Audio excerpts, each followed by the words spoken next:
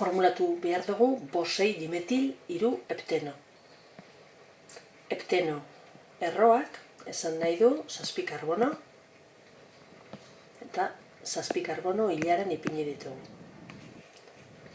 Zenbakitzen dugu guk nahi dugun muturretik hasita, orduan ezkerretik hasten bagara, esaten du 5.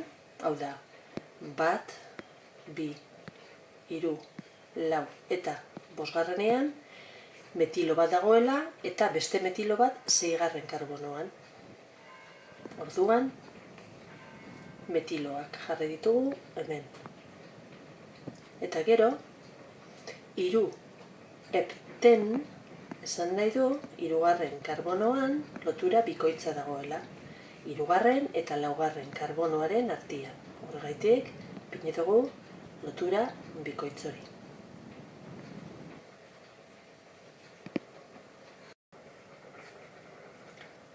Okt erroak esan nahi du 8 karbono. 8 karbono hilaran ipinita, ezkerretik hasten gara lokalizatzaileak idazten, eta esaten du 6. etilo bat dagoela, 6 etil. 5. metilo bat, eta 4. propilo bat. Gero, 3 honek adierazten du nun dagoen lotura hirukoitza. Lotura hirukoitza, 3 eta 4. karbonoen artean aurkitzen da. Eta hori da hemen jarri duguna.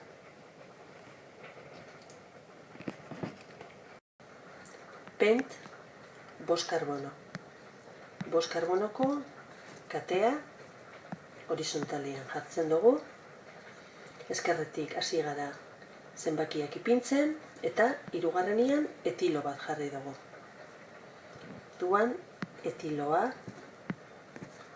hor faltatzen da eta 4 metil. 4. metilo bat. Hemen dago metiloa.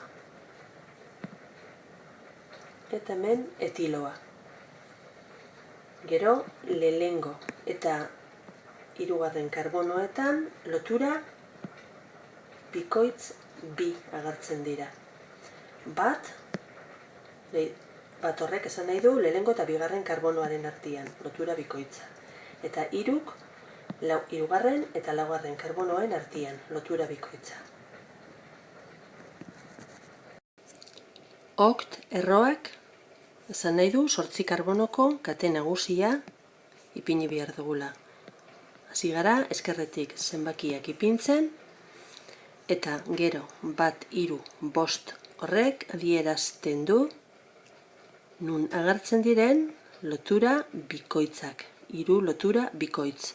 1 lehengo karbonoa eta 2. artean. Beste bat 3. eta 4. artean. Eta beste bat 5. eta 6. artean. Horregaitik daude hemen jarrita lotura bikoitzak. 4 etil, 4. karbonoan etilo bat. Hemen jarri dugu 4. karbonoan etiloa.